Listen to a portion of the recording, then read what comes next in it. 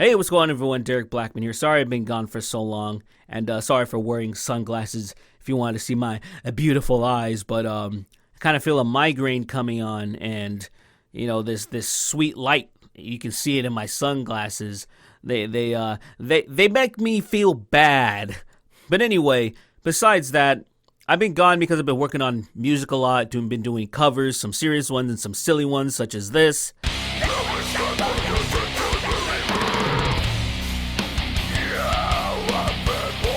Thank you so much, Tom Sweeney, for letting me cover your music.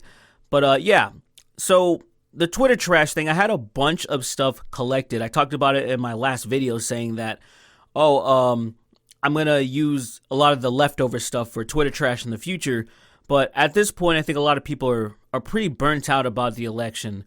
It's just been dragging on for so long, so I pretty much trashed the vast majority of them, but I have a lot of other great tweets saved up, so we're going to take those on. But before we get into them, I got to give a shout out to my beautiful sponsor, and that is Raycon. As you all know, I am a headphones connoisseur, and I'm still stoked to be partnered with Raycon because they have some really good earbuds like the Everyday E25s. Fun fact, if you didn't know, the company is founded by Ray J, and two people that I really admire, Snoop Dogg and Mike Tyson. Highly recommend them, so you know you're getting a good product. I really love using them when I'm tracking the music. It's actually the best option for me, better than actually headsets. Like, they fit in my ears perfectly. Like, you didn't even know that I was wearing them, did you? Like, they fit so snug and better than any other earbuds that I've had. Like, honestly, a lot of them kind of look like tumors and stuff that are hanging out of your ears, but these look cool and they feel great. The Everyday E25 earbuds are their best model yet. They're half the price of any of the other well-known brands, dude. You can't beat that. They have 6 hours of playtime, seamless Bluetooth pairing, which is always annoying when they don't have that, more bass, and it's much more compact, dude, which gives you a nice noise-isolating fit, dude. And now is the best time to get them because it's the holiday season. If you're not sure what to get people, getting them a nice pair of earbuds is the best way to go. So go to buyraycon.com/SBG to get 20% off for a limited time, baby.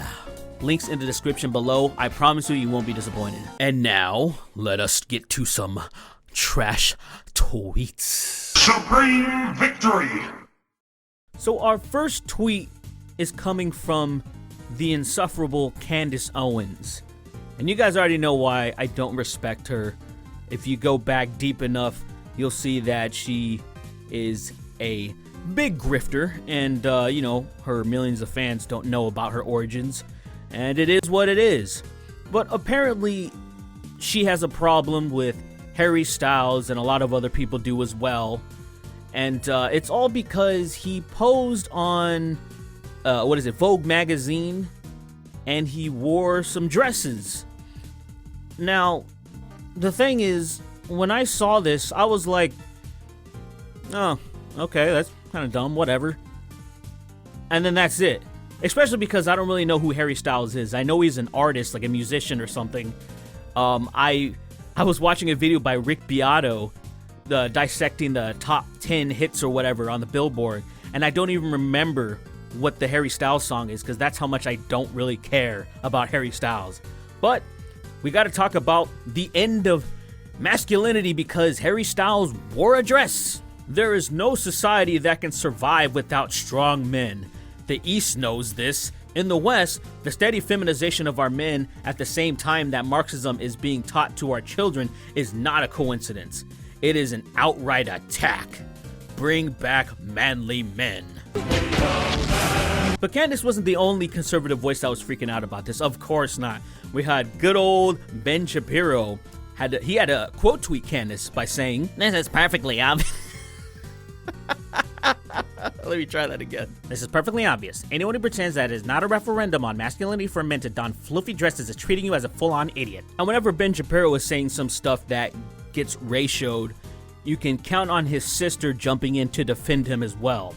People were saying, oh my gosh, Harry Styles in a dress is just my type. He looks so handsome. He looks so great.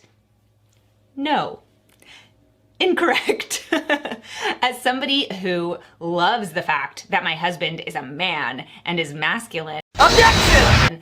Seeing a man in a dress doesn't really do it for me. So I've actually stumbled upon Ben Shapiro's sister's YouTube channel months ago. I don't remember who shared it, but I started checking out some of her videos, and I specifically remember her husband, and I was just like, oh boy. This guy just oozes energy of. Did you ever see that movie, The Other Guys?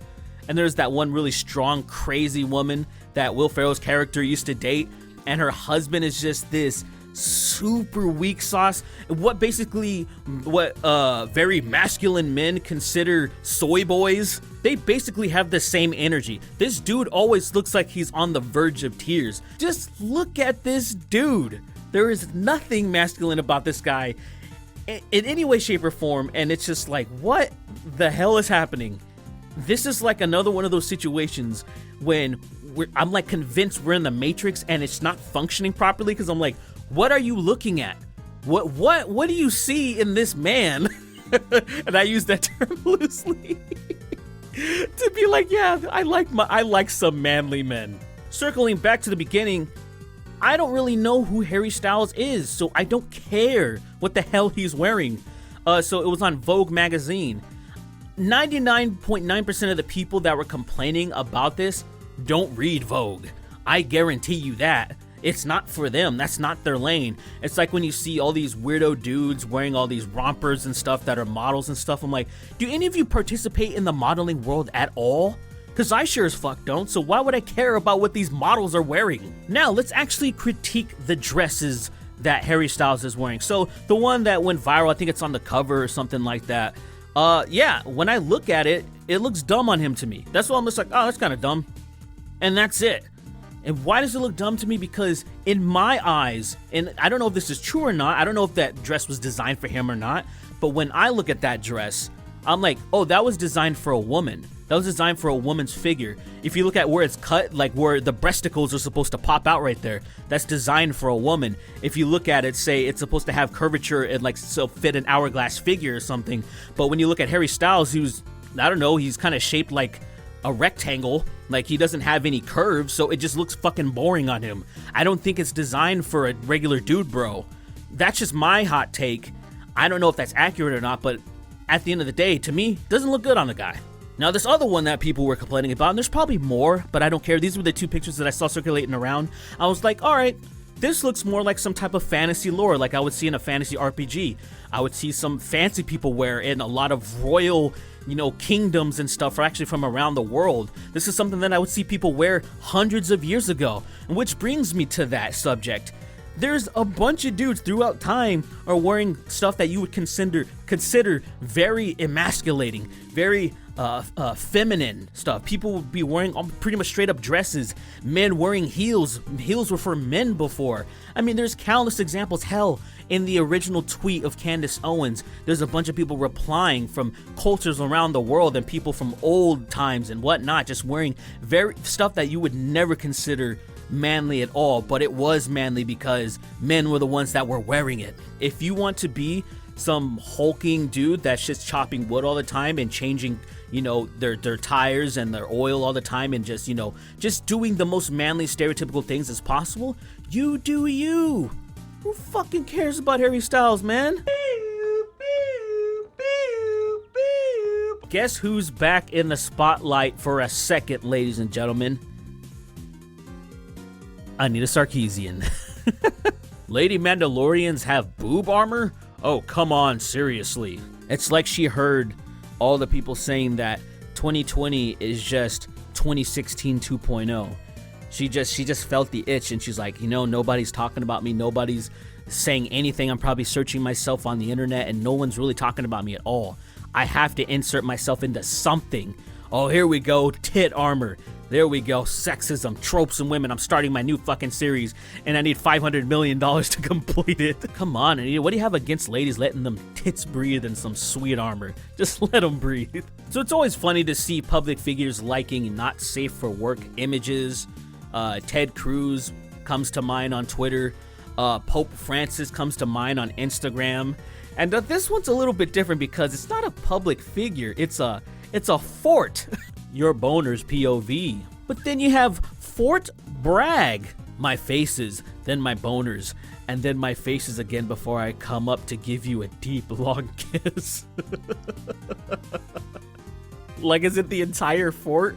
Like, is it the entire premises, the entire area is like, it's like banging this chick? Is that what's happening? Because that's what I'm picturing.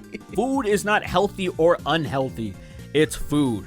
Railing against junk food or unhealthy food is hella anti-black, classist, and anti-fat. Food is ma-effing good.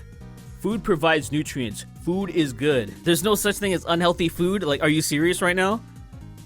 If that were the case, you would think everybody would always be eating double cheeseburgers constantly, all the time.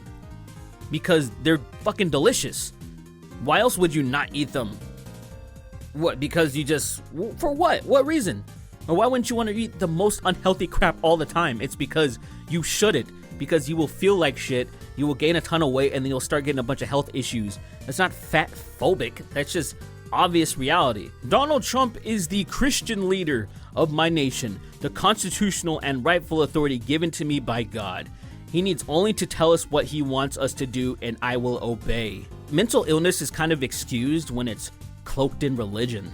You can't just excuse everything because you want to be respectable. You know, sometimes you have to look at people like Roosh and be like, dude, shut the fuck up, you're nuts. I value animal life over white humans, but POC and animals are on the same level of value. That's gotta be racist. There's no way. She tries to be like, oh, I like animals and they're above white people, but black people and animals are on the same level. And then it's like full circle, because usually people would be like, black people and animals are on the same level back then with old school racism. I mean, a lot of the remnants still surviving, of course, but it's just hilarious to see this, man. Now, I have one last tweet for you guys, and you know I had to save the best for last because it comes from ya boy, Paul Joseph Watson. List of the worst people in the world. Past, or present. Joseph Stalin, Hillary Clinton, Anthony Fantano, Ethan Klein, Tony Blair, Sean King, Salman Al-Bedi, George W. Bush, Mark Zuckerberg, anyone involved in the Lincoln Project. Add your own. Some of the people on this list seem pretty sus, man. Like, there's some people on here that are like, oh yeah, they are egregious people. I understand this. But there's a lot of people that are... You didn't even put Hitler on here, motherfucker. You put Anthony Fantano and Ethan Klein over Hitler. Like, Hitler's the one that's already there. It's already marked for you. You know?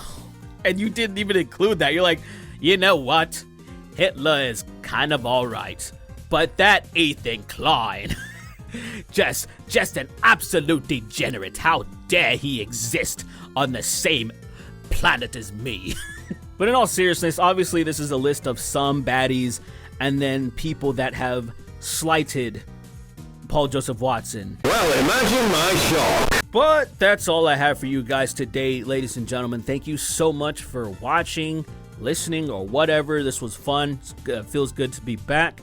Want to give a huge shout out to my hard R patrons and my hardest of R, Adam Sains, Ashley, Moraine, Brett Trubini, Brett Lakowski, Hugger Derek, Jacob Stewart, Catherine Rothman, Mike Gates, and Rebecca Darnell. Thank you so much. I appreciate you guys. If you guys want to hit my Patreon, I'd appreciate that too. And also do me a favor, subscribe to Black Metal, my music channel, trying to hit 20,000 subscribers. I'm at 16K right now. It would mean the world to me. Thank you so much, and take care. And I hope you guys had a fantastic holiday, or if this came out before, it shouldn't though. Hope you will have one. Take care.